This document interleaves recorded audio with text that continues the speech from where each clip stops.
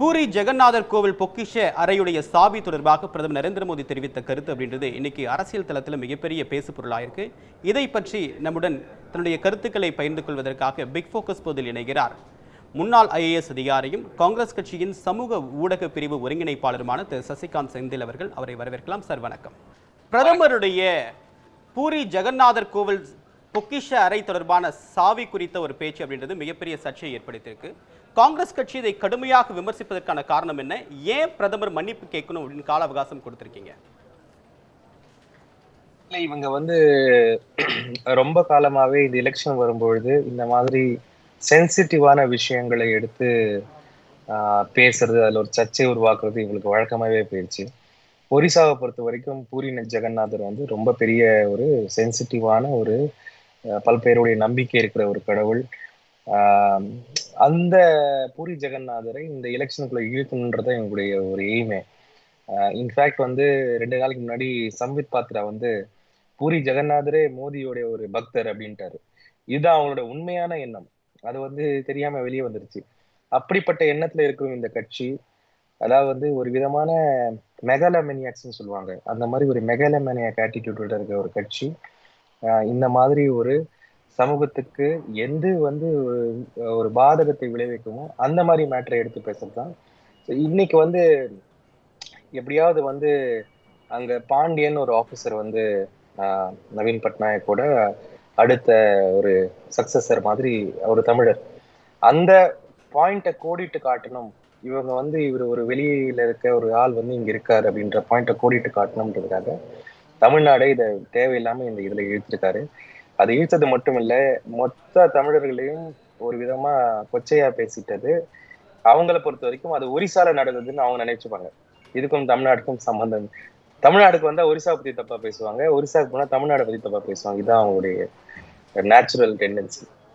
வட இந்திய பிரச்சாரங்கள்ல தமிழ்நாட்டுடைய விடியல் பயணம் தொடங்கி தமிழர்கள் தொடர்பாக வரைக்கும் வைக்கக்கூடிய கருத்து அப்படின்றது, தமிழ்நாட்டில் வட இந்தியாவை பற்றி தவறாக பேசுகிறாங்க, விடியல் பயணம் மூலமாக மெட்ரோக்கு வரக்கூடிய பயணிகளின் எண்ணிக்கை குறையுது அப்படின்றது தமிழ்நாடை மையப்படுத்தி வைக்கக்கூடிய பிரச்சாரம் அப்படின்றது தொடர்ந்து அதிகரிச்சிட்டு இருக்கு. இதுக்கு காரணம் என்ன? தமிழ்நாடை பொறுத்த வரைக்கும் இவங்களுடைய இந்த ஐடியாலஜிக்கல் ஃபார்முலா இங்க செல்லலை.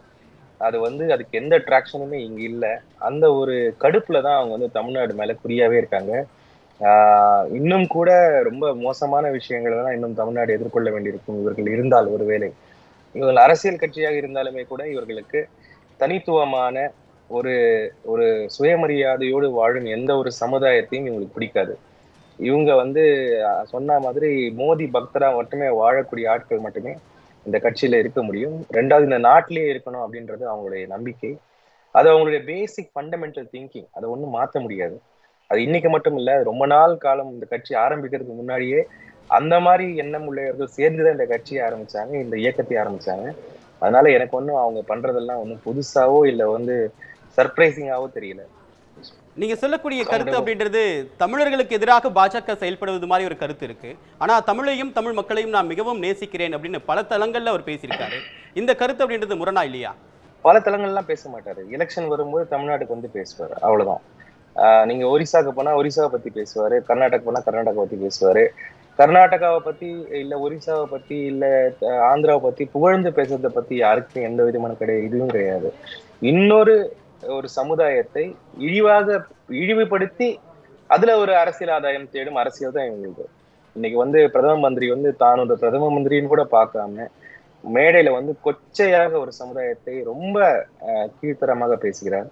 இது எந்த அளவுக்கு இதெல்லாம் பார்த்து இந்த மாதிரி ஒரு நாள் வரும்னு நான்லாம் நினைச்சே பார்க்கல. நேத்துதான் எலெக்ஷன் கமிஷன் ஏதோ ஒரு அன்பு கடிதம் மாதிரி எழுதியிருக்காங்க, இந்த மாதிரிலாம் பண்ணாதீங்க அப்படின்ட்டு. அதாவது இந்த ஒரு பல இடங்கள்ல சொல்ற மாதிரி தேர்தலா இருக்கட்டும், மற்ற ஜனநாயக விஷயங்களாக இருக்கட்டும், இந்தியால ஒரு பெரிய ஒரு கட்டுப்பாடோடு ஒரு ஒரு ஒரு அப்ரேஷனோட தான் இன்னைக்கு நடந்துட்டு இருக்கு. இதுதான் உண்மை. தேர்தல் ஆணையத்தின் மீது ஒரு காட்டமான விமர்சனத்தை முன் வச்சிருக்கீங்க. உச்சநீதிமன்றத்தில் தேர்தல் ஆணையம் என்ன சொல்றாங்கன்னா, கட்சியுடைய செயல்பாடுகள் எங்களுக்கு திருப்தியா இருக்கு, ஓரளவுக்கு கோட் ஆஃப் கண்டக்டை ஃபாலோ பண்றாங்க அப்படின்னு அவங்க சொல்றாங்க.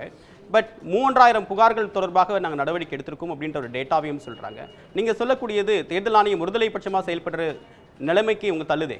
ஒருதலை பட்சம் அப்படின்றதையும் தாண்டி தன்னுடைய நிலைமையே மறந்து செயல்படுகின்றது தான் என்னுடைய குற்றச்சாட்டு. ஒரு கான்ஸ்டிடியூஷனல் அத்தாரிட்டி அது எப்படிப்பட்ட ஒரு ஒரு ஒரு நியூட்ரலிட்டியை மெயின்டைன் பண்ணணும் அப்படின்றதே வந்து கம்ப்ளீட்டா போயிருச்சு. நேத்து வந்து 2 லெட்டர், அதாவது 25 ஏப்ரல் 2 லெட்டர் எழுதினாங்க.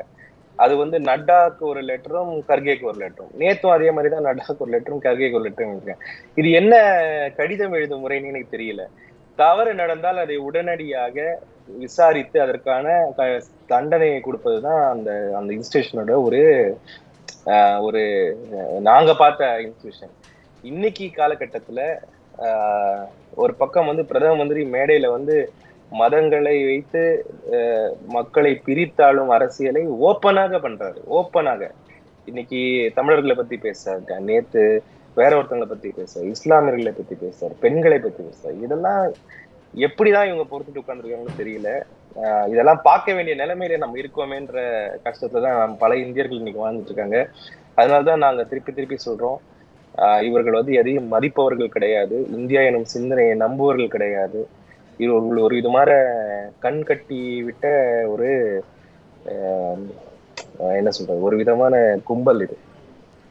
பிரதமர் நரேந்திர மோடியுடைய செயல்பாடு, அதாவது தொடர்ந்து ஓய்வில்லாம உழைக்கிறாரு, எப்படி இதனுடைய ஸ்ட்ரென்த் கிடைக்குது அப்படின்னு சொல்லும்போது, கடவுள் தனக்கு ஒரு மிக முக்கியமான நோக்கத்திற்காக தன்னை அனுப்பியிருக்கார், தான் ஒரு பயாலஜிக்கலாக பிறந்திருக்க வாய்ப்பில்லை அப்படின்ற ஒரு நிலைப்பாட்டை, ஒரு கருத்தை சொல்றாரு. அவருடைய உழைப்பு சம்பந்தமான கேள்விக்கு ஒரு பதிலை சொல்றாரு. இதை பற்றி உங்களுடைய கருத்து என்ன? இந்த குழந்தையே நீதான் பண்ற மாதிரி அவரு அனுப்புனதெல்லாம் சொல்லல, அந்த பெரிய சக்தியே நான் தான் சொல்றாரு அவரு. அது அவருடைய எண்ணம். இதுக்கு வந்து இங்கிலீஷ்ல வந்து இந்த நார்சிஸ்டிக் சிண்ட்ரோம்னு சொல்லுவோம். தன்னைத்தானே வந்து ஒரு பெரிய லெவல்ல நினைச்சுக்கிற ஒரு ஒரு திங்கிங், ஒரு விதமான வியாதி. அது வந்து சில பேருக்கு இருக்கும், அது நம்ம பிரதம மந்திரிக்கு இருக்கு. தொடர்ச்சியாக பிரதமர் நரேந்திர மோடியுடைய பேச்சுக்களை காங்கிரஸ் அரசியலாக்குகிறதா? இல்ல, இதுல அரசியலாக்குறதுக்கு ஒண்ணும் இல்ல. பிரதம மந்திரி இவங்களெல்லாம் விட்டுருங்க. இன்னைக்கு அரசியலமைப்பு சட்டத்துடைய ஒரு அடிப்படையே வந்து ஒரு ஃபேர் ஆன ஒரு தேர்தல். அது இன்னைக்கு நடக்குதான்ற கேள்வியை மட்டும் நம்மளுடைய எல்லா சிட்டிசன்ஸும் கேட்டாலே தெரியும். ஒரு ஒரு பிரதான எதிர்கட்சியோடைய அக்கௌண்ட்டை வந்து எலெக்ஷனுக்கு முன்னாடி மடக்குறாங்க. 2 சீஃப் மினிஸ்டரை இன்னைக்கு எலெக்ஷனோட ஈவ்ல கொண்டு போய் ஜெயில வைக்கிறாங்க. கண்டமணிக்கு பேசுறாங்க, மக்களின் மீது திருப்புறாங்க. இதுதான் நான் சொல்லுவேன் அடிக்கடி. இவங்க கிட்ட இருக்க ஒரு பெரிய பிரச்சனை என்னன்னா, மக்களின் மீது திருப்பி விட்டுருவாங்க. அதுக்கப்புறம் ஒரு வன்முறையோ ஒரு பிரச்சனையோ வரும்பொழுது ஆலய காணாம போயிடுவாங்க. அதை தடுக்கணும்னோ அதை நிறுத்தணும்னு அவங்களுக்கு எண்ணமே கிடையாது. ஆனா மக்களின் ரத்தத்திலால் உருவாகக்கூடிய அரசியலை தான் அவங்க விரும்புறாங்க. அதனால்தான் இவங்களை வந்து அரசியல் இதையும் தாண்டி பல விஷயங்களை தாண்டி இந்த சித்தாந்தத்தை எதிர்க்கணும் அப்படின்றதுதான் காங்கிரஸ் உடைய நிலைப்பாடு. காங்கிரஸ் மட்டும் இல்லை, இன்னைக்கு நீங்க நாட்டுல பாத்தீங்கன்னா எல்லா ஒரு ப்ராக்ரஸிவான ஒரு ஜனநாயகத்தை விரும்பும் எல்லா சக்திகளும் விரும்புவது இதுதான். அது வந்து அரசியல் கட்சிகளையும் தாண்டி இன்னைக்கு நாட்டில் நடந்துட்டு இருக்கு. அதோட பிரதிபலிப்பு இந்த எலெக்ஷன்ல நல்லா தெரியும். இப்போ 5 கட்ட தேர்தல் நிறைவடைந்திருக்கு, நாங்கள் ஏற்கனவே 400 கடந்து விட்டோம் அப்படின்னு பிரதமர் நரேந்திர மோடி இன்னைக்கு ஒரு தனியார் நாளிதழுக்கு பேட்டி கொடுத்திருக்காரு. ஸோ அவருடைய இந்த கருத்தை நீங்க எப்படி பாக்குறீங்க? 400 பாஜக கிராஸ் பண்ணியிருக்க வாய்ப்பு இருக்கா? அதுதான் நான் சொல்றேனே, கடைசியில கூரை எரித வரைக்கும் ஹிட்லர் பண்ண வேலைதான். ஜெர்மனி ஜெயிக்குதுன்னு கொண்டு போய் பாலங்கோண கிணத்துல தள்ளினதுதான். இதெல்லாம் வந்து எதிர்பார்த்த விஷயம்தான். இந்த மென்டாலிட்டிக்கு இவ்வளவுதான் தெரியும், வேற எதுவும் தெரியாது. ஸோ அதனால ஒரு டீசென்டான ஒரு எலெக்ஷன் நடத்தணும்ன்ற ஒரு எண்ணம் கூட இவ்வளவு பெரிய அரசியல் கட்சின்னு சொல்றாங்க இவங்களுக்கு இல்லாத போது இவங்க எப்படி நாட்டை 10 வருஷமா நடத்திருப்பாங்கன்றது எல்லாருக்குமே விளங்குது. ஒரு காலத்துல வந்து இவங்க சொன்னதெல்லாம் நம்பினவங்க கூட இன்னைக்கு வந்து கம்ப்ளீட்டா பேக் அடிச்சுட்டாங்க. இவங்க வந்து ஒரு ரெக்ரெசிவ் ஃபோர்ஸ். 50 வருஷமா நம்ம வந்த பாதையை திருப்பி எடுத்துக்கொண்டு ஒரு பழமையை நோக்கி நம்ம எல்லாரையுமே வந்து தள்ளக்கூடிய ஒரு சித்தாந்தம் இது. அதுன்னு எல்லாம் புரிஞ்சுக்கிட்டாங்கன்றதுதான் உண்மை. அதை 400 எல்லாம் கண்டிப்பா அவர் சொன்னது அரசியலா நல்ல விஷயம் தான். ஏன்னா இந்தியா ஷைனிங் மாதிரி அது நல்லா பேக் ஃபயர் ஆயிடுச்சு. இன்னைக்கு அவங்களுடைய அரசியல் பிரச்சாரத்துல பாத்தீங்கன்னா என்ன செய்ய போறோம்னு ஒரு வார்த்தையுமே கிடையாது. திருப்பி திருப்பி முஸ்லிம்ஸ் இப்படி, இவங்க அப்படி, தமிழர்கள் இப்படி இப்படியே தான் பேசிட்டு இருக்காங்களே தவிர நீங்க என்ன பண்ண போறீங்கன்றதுக்கு ஒரு வார்த்தை கூட கிடையாது. இவ்வளவுதான் இவங்களுடைய விஷன். அவ்வளவுதான், வேற ஒண்ணுமே நான் சொல்றதுக்கு இல்ல. இப்ப வட இந்திய மாநிலங்கள்ல எதிரொலிக்கக்கூடிய மிக முக்கியமான பிரச்சனை எது? இந்த 400 அப்படின்ற எண்ணிக்கை அப்படின்றது பாஜகவுக்கு எப்படி ஒரு நெகட்டிவ் ஃபோர்ஸா மாறி இருக்கு? இல்ல, கண்டிப்பாக இன்னைக்கு வந்து ரொம்ப பெரிய பிரச்சனைகள் பாத்தீங்கன்னா வேலை இல்லாண்மை தான் ரொம்ப பெரிய ஒரு யூத்ல மத்தியில பெரிய பிரச்சனையா இருக்கு. விலையேற்றம் இதெல்லாம் ஒரு பக்கம் இருந்தா கூட இன்னைக்கு காலகட்டத்துல நார்த் இந்தியால இருக்கிற இளைஞர்கள் ரொம்ப கடுப்புல இருக்காங்க. அவங்களால வந்து முன்னாடியும் போக முடியல, பின்னாடியும் போக முடியல. அரசாங்கத்துல இருந்து ரெக்ரூட்மெண்ட்டும் கிடையாது, ஜாபும் உருவாக மாட்டேங்குது. திருப்பி திருப்பி இந்த பாரத் அந்த பாரத்னு சொல்லிட்டு இருக்காங்க தவிர இந்த நாட்டில் வேலை வாய்ப்பை உருவாக்கவே இல்லை இவங்க. இதுதான் இவங்க பண்ண பெரிய டேமேஜ் இப்ப எக்கனாமிக்கு.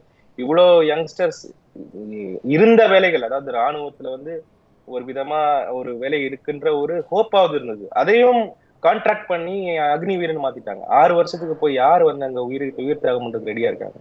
இந்த மாதிரி பல பிரச்சனைகளில் முக்கியமான பிரச்சனை இளைஞர்கள் சம்பந்தப்பட்ட பிரச்சனை. அதுவும் இல்லாமல் மேக்ரோ லெவல்ல பாத்தீங்கன்னா எக்கனாமி வந்து இவங்க வந்து பண்ணத டேமேஜே கிடையாது. வெல்த் இன்இக்வாலிட்டியை வந்து அப்படியே பல மடங்கு வளர்த்து விட்டுருக்காங்க. எல்லாத்தையும் தாண்டி கரப்ஷன் வந்து வேற லெவல்ல இன்னைக்கு போயிட்டு இருக்கு. கரப்ஷன் வந்து பாஜக ஒரு கட்சியாக அங்கங்க ஒரு ஆள் கரப்டான ஆளை பார்த்திருக்கோம். ஒரு கரப்டான கட்சியை இந்த நாடு இப்பதான் பாக்குது. தனக்கு இன்ஃபேக்ட் வந்து பெரிய பெரிய ஸ்கேம் எல்லாமே கூட இவங்க வந்து ஜஸ்ட் கார்பெட்ல வச்சு மூடிட்டாங்க. அந்த அதானியுடைய அந்த ஸ்டாக் மார்க்கெட் ஸ்கேமை எடுத்தாலே அது நான் படிக்கும் போதுல அந்த ஹர்ஷத் மேதா ஸ்கேம் ஒரு பெரிய ஸ்கேமா இருந்தது. அதை விட பல மடங்கு பெரிய ஸ்கேம் இன்னைக்கு பண்ணிருக்காங்க. அதெல்லாம் பப்ளிக் மணி தான். அப்படிப்பட்ட ஒரு ஸ்கேமையே வந்து கார்பெட் கீழே போட்டு மூடி பறைக்க பாக்குறாங்க. So it's a very difficult position இப்போ. அதனால 400 சொன்னதெல்லாம் ஒரு விதத்துல மக்களுக்கு வந்து ஒரு ஒரு எச்சரிக்கையை தான் கொடுக்குது. வேலையில்லாண்மை ஒரு பெரிய பிரச்சனையா இன்னைக்கு நார்த் இந்தியால இருக்கு. ஓகே, 400க்கான வாய்ப்பு இருக்கா? பாஜக சொல்லக்கூடிய அந்த 400 எட்டுவதற்கு வாய்ப்பு இருக்கா? எவ்வளவு நம்பர்ஸ் கிடைக்கும் பாஜகவுக்கு? காங்கிரஸ் எந்த அளவுக்கு நம்பர்ஸ் பெறும்? இதெல்லாம் வந்து மிகப்பெரிய காமெடிங்க. அவங்க எங்க கெயின் பண்றாங்கன்னு மட்டும் சொல்லுங்க. அவங்க எங்க கெயின் பண்ண போறாங்கன்னு மட்டும் சொல்லுங்க. எங்கேயுமே அவங்க கெயின் பண்ற மாதிரி இல்லை. கண்டிப்பாக ஒரு பெரிய விக்டரி வந்து இந்தியா பிளாக்கு கிடைக்க போகுது. அதுல ஜூன் 4ஆம் தேதி தெரியதான் போகுது. நான் நம்பருக்குள்ள ஸ்பெகுலேட் பண்ண விரும்பல. ஒரு கன்க்ளூசிவான ஒரு ஒரு ஒரு வெற்றி, ஒரு ஒரு அரசாங்கம், ஒரு நல்ல அரசாங்கம் அமையும். அதுல வந்து எந்த மாற்று கருத்தும் கிடையாது. இப்ப பிரதமர் மோடியுடைய பேச்சுக்கு எதிர்ப்பு தெரிவித்த காங்கிரஸ் கமிட்டியோட தலைவர் செல்வ பெருந்தகை மன்னிப்பு கேட்கணும், இல்லாவிட்டால் பாஜக அலுவலகத்தை முற்றுகிடுவோம் அப்படின்னு சொல்லியிருக்காரு. நீங்க எப்போ வரீங்க, நாங்க காத்துட்டு இருக்கோம், திமுகவும் காங்கிரஸும் தமிழ்நாட்டுக்கு செய்த துரோகத்தை நாங்க புத்தகமாவே கொடுக்க தயார் அப்படின்னு சொல்லிட்டு அண்ணாமலை சொல்லியிருக்காரு. இவருடைய கருத்துக்கு உங்களுடைய பதில் என்ன? அண்ணாமலையோட ஸ்டேட்மெண்ட் எல்லாம் சீரியஸாவே எடுக்கக்கூடாது. அவருக்கு இன்னைக்கு எப்படி நியூஸ்ல வர்றது அப்படின்னு மட்டும்தான் அவங்க அடுத்து முந்தா நாள் சாயங்காலம் யோசிப்பாங்க. தமிழர்களுடைய ஒரு பிரச்சனையை முன்னிட்டு ஒரு ஒரு முக்கியமான ஒரு ஒரு தவறா ஒண்ணு பேசிட்டாங்கன்றதுக்காக ஒரு அரசியல் கட்சி ஒரு முன்னாடி ஒரு ஒரு எதிர்ப்பை எடுத்து வைக்கிறாங்க. அதற்கு பதில் சொல்லணுமே விட்டுட்டு இந்த நையாண்டி பண்றதெல்லாம் வந்து அவங்களுக்கு என்னன்னா, இதை பண்ணா நியூஸ் வரும், 4 பேர் பேசுவாங்க, ஹெட்லைனா போவோம். அண்ணாமலைக்கு அது மட்டும்தான் எய்ம்னு நினைக்கிறேன். ஹெட்லைன்ஸ்ல நான் எப்படி வரணும், அவ்வளவுதான். அதனால அவரை ரொம்ப சீரியஸாலாம் எடுத்துக்க வேண்டிய அவசியம் கிடையாது. இந்த கட்சியே ஒரு சீரியஸ் இல்லாத கட்சி. இன்னைக்கு வந்து இன்னும் கொஞ்ச நாள்ல வந்து தமிழ்நாட்டை விட்டு அவர்களை வழி அனுப்பதான் நம்ம எல்லாம் ரெடி ஆகணுன்றதான் என்னுடைய ஒரு இறுதி கேள்வி. ஒரு கணிப்பு. தேர்தல் ஆணையம் இந்த 17C ஃபார்மை கொடுக்கணும் அப்படின்றது எந்த இடத்துலையும் எங்களுக்கு கட்டாயம் கிடையாது, சட்ட ரீதியாகவும் அது எங்களுக்கு சொல்லப்படலை அப்படின்ற ஒரு அஃபிடவிட்டை உச்சநீதிமன்றத்தில் ஃபைல் பண்ணியிருக்காங்க. 17C ஃபார்ம் தருவதற்கு உச்சநீதிமன்றத்தில் தேர்தல் ஆணையம் மறுப்பதற்கான காரணம் என்ன? நீங்களும் முன்னாள் மாவட்ட ஆட்சியராக இருந்திருக்கீங்க. 17C ஃபார்மில் கடந்த காலங்கள் எப்படி அணுகுமுறை பின்பற்றப்பட்டது, இப்போ ஏன் மறுக்கிறாங்க? இல்ல, 17C ஃபார்ம் என்பது அது வந்து அக்கௌண்ட் ஆஃப் ஓட்ஸ்ன்னு சொல்லுவோம். அதாவது ஒரு போலிங் பூத்ல எத்தனை பேர் வந்தாங்க, எப்படி ஓட் போட்டாங்கன்றத வந்து அந்த பிஆர்ஓ, அந்த பூத்தோட தேர்தல் அதிகாரி ஒருத்தர் இருப்பார். அவர் வந்து தேர்தல் முடிஞ்ச உடனே அதை 3 காப்பியை எடுப்பார். அந்த 3 காப்பியில ஒரு காப்பி வந்து நம்ம போலிங் ஏஜென்ட் யார் உட்காந்துருக்காங்களோ அவங்க கையில கொடுக்கணும். சைன் பண்ணி அவங்களுடைய சைனும் அவர் வாங்கிக்கணும். ஏன்னா இதுதான் இன்னைக்கு நடந்தது பூத்துல அப்படின்னு சொல்லி கொடுக்குற ஒரு அத்தாரைசேஷன் அது. அது வந்து என்ன ஆகும்னா பல இடங்களில் வந்து பிஆர்ஓ அது கொடுக்க மாட்டாரு, இல்ல ரொம்ப லேட் ஆயிரும், கொடுக்க மாட்டாங்க. சில இடத்துல போலிங் பர்சனல் வெளியே வந்துருவாங்க. இந்த மாதிரி எல்லாம் நிறைய இடத்துல இது கிடைக்காம போயிடும். ஸோ இந்த தடவை இந்த மாதிரி பிரச்சனைகள்லாம் வந்ததுனால எலெக்ஷன் கமிஷன் என்ன பண்ணுச்சு, ஃபேஸ் 1 ஃபேஸ் 2 உடைய ஓட்டு டர்ன் அவுட்டை 11 நாளுக்கு அப்புறம் பப்ளிஷ் பண்ணாங்க. இதனால ஒரு விதமான அதுல பெரிய மாறுதலும் ஏற்படுச்சு. 11% மாறுச்சு. அதனால மக்களுக்கு வந்து இது வந்து காங்கிரஸ் கட்சி நினைச்சுக்குவாங்க. இது மக்களுக்கு இருக்கிற ஒரு சந்தேகம் என்னன்னா, இது ஏன் இப்படி ஆச்சு? அப்போ எப்படி தேர்தல் கமிஷன் வந்து ஒழுங்கா இருந்திருந்தால் அவங்களுக்குள்ள இருக்கிற டாக்குமெண்ட் எல்லாம் அவங்க உடனே வெளியிட்டிருந்தோம். அவங்க இப்போ சுப்ரீம் கோர்ட் என்ன சொல்றாங்கன்னா 17C கொடுத்து அதை வந்து ஸ்பட்ச் பண்ணிடுவாங்க, அதை வந்து மார்க் பண்ணி வேற மாதிரி பண்ணிடுவாங்க. சரி, 17C கையில கொடுக்க வேண்டாம். 17C உடைய டேட்டாவை வந்து ஒரு ரிட்டர்னிங் ஆபீசரும் அடுத்த நாளே வந்து டேப்லெட் பண்ணுவாங்க. அந்த டேபுலேஷன் இருக்குல்ல, அந்த டேபுலேஷனை வெளியிட்டா கூட போதும், இந்த மேட்டர் அப்படியே செட்டில் ஆயிரும். மக்கள் புரிஞ்சுப்பாங்க, ஓ இது அடுத்த நாளே இவ்வளவுதான் வந்திருக்கு அப்படின்றத புரிஞ்சுப்பாங்க. இப்போ இது இவ்வளவு சிம்பிளான ஒரு விஷயத்த எலெக்ஷன் கமிஷன் பண்ண ஏன் மறக்குது? ஒண்ணு அவங்களுக்கு மக்கள் மேல இன்ட்ரெஸ்ட் இல்லையா, இல்ல இவங்க எலெக்ஷனை வேற பக்கம் திருப்ப பாக்குறாங்களா, இப்படின்ற டவுட் வந்து வரதானே செய்யும். ஸோ என்னால புரிஞ்சுக்க முடியல. ஏன்னா இதெல்லாம் ரொம்ப எலிமெண்ட்ரியான விஷயம். இப்ப நாங்க போய் ஆர்வம் கேட்டாலே பல ஆர்வம் அந்த டாக்குமெண்ட்டை கொடுக்குறாங்க. ஆனா நிறைய ஆர்வம் கொடுக்க மாட்டாங்க. ஏன்னா அவங்களுக்கு பயம், எலெக்ஷன் கமிஷன் கொடுக்க சொல்றாங்களோ இல்லையான்ட்டு. எல்லா ஆர்வமும் இந்த டேபுலேஷனை கொடுத்துடலாம், பப்ளிக்கா நீங்க வந்து வெப்சைட்ல போட்டுருங்கன்னா முடிஞ்சது மேட்டர். இதுக்கு வந்து 17C அப்படின்னா பேசிட்டே இருக்க வேண்டாம். 17C வந்து ராத்திரி ஆர்வம் கலெக்ட் பண்ணி அதை வந்து டேபுலேட் பண்ணுவாங்க. அந்த டேபுலேஷன் வந்து என்கோர் சிஸ்டம் ஆன்லைன் சிஸ்டம் இருக்கு, அந்த சிஸ்டம்ல இருக்கு, எல்லா ஆர்வக்கிட்டையும் இருக்குது. அதை வந்து ரிலீஸ் பண்ணுங்கன்னு ஒரு வார்த்தை சொன்னா முடிஞ்சது மேட்டர். ஆனா வந்து எலெக்ஷன் கமிஷன் இந்த மாதிரி வந்து சிறுபிள்ளைத்தனமாக நிறைய விஷயங்கள் அடம் பிடிப்பது எதற்குன்னு புரியல. செய்ய வேண்டிய வேலைகளை சரியா செய்யாம செய்யக்கூடாத விஷயங்களை செய்து கொண்டிருப்பது வந்து ரொம்ப வருத்தத்துக்கு அளிக்கிறது.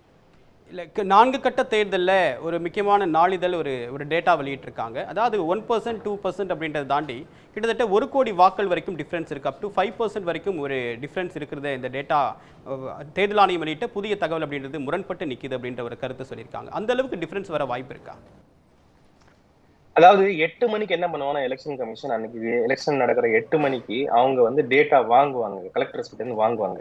ஆனா அந்த டேட்டா வந்து டேபுலேட்டட் டேட்டா கிடையாது. கலெக்டர்ஸும் வந்து போன் மூலமாக தெரிஞ்சு கொண்டு இவ்வளவு பர்சன்டேஜ் ஆயிருக்குன்னு அவர்லி அப்டேட் பண்ணிட்டு இருப்பாங்க. 6 மணி எலெக்ஷன் முடியும் பொழுது இன்னும் நிறைய பேர் ஓட் பண்ணிட்டு இருப்பாங்க. ஏன்னா ரூல் என்ன சொல்லுதுன்னா 6 மணி வரைக்கும் கேட்குள்ள யார் வந்தாலும் அவங்க ஓட் பண்ணி முடிக்கிற வரைக்கும் நீங்க எலெக்ஷனை முடிக்க கூடாது. ஸோ அப்படிதான் 7 மணி 8 மணி வரைக்கும் கூட சில இடத்துல ஓட் பண்ணிட்டு இருப்பாங்க. ஸோ அதனால கலெக்டர்ஸ் என்ன பண்ணுவாங்கன்னா ஒரு அப்ராக்சிமேட் டேட்டாவை சொல்லுவாங்க, இவ்வளவுதான் ஆயிருக்கு அப்படின்னு. ஆனா அது என்னன்னா எல்லா இடத்துல இருந்து ஒரு நேஷனல் எலெக்ஷன் பொழுது எல்லா இடத்துல இருந்து வாங்கும்போது டிஸ்கிரிபன்சி வரலாம். அதனால எலெக்ஷன் கமிஷனுடைய முக்கியமான ஒரு பொறுப்பு என்னன்னா அடுத்த நாள் டேபுலேட் பண்ண டேட்டா, ப்ராப்பர் டேட்டாவை எல்லா இடத்துல இருந்தும் கலெக்ட் பண்ணி அடுத்த நாள் மத்தியானமோ 3 மணிக்கோ அவங்க ரிலீஸ் பண்ணிருக்கணும். அப்ப இந்த பிரச்சனையே வந்திருக்காது. ஆனா இவங்க 11 நாள் வச்சிருந்து 10% டிஃபரன்ஸ் காட்டும் பொழுது மக்களுக்கு சந்தேகம் வருது. இன்னைக்கு அரசியல் கட்சிகளையும் தாண்டி மக்கள் கொந்தளிச்சு போயிருக்காங்க, இது என்ன நடக்குதுங்கன்ட்டு. சோ அதனால இது டிஸ்கிரிபன்சி எதனால எப்படின்றது எலெக்ஷன் கமிஷன் தான் சொல்லணும். ஆனா செய்ய வேண்டிய வேலை என்னவோ அது சரியாக செய்யாமல் இருந்தது அது உண்மை. அதை வந்து அவங்க அடுத்த நாள் ரிலீஸ் பண்ணிருக்கணும், பண்ணாம இருந்தது பெரிய தப்பு. உங்களுடைய பரபரப்பான நேரத்திற்கு மத்தியில் எங்களுக்காக நேரம் ஒதுக்கி பல்வேறு கருத்துக்களை பகிர்ந்துக்கிட்டீங்க. உங்களுடைய வருகைக்கும் கருத்து பயிருக்கும் மிக்க நன்றி திரு சசிகாந்த் செந்தில். நன்றி.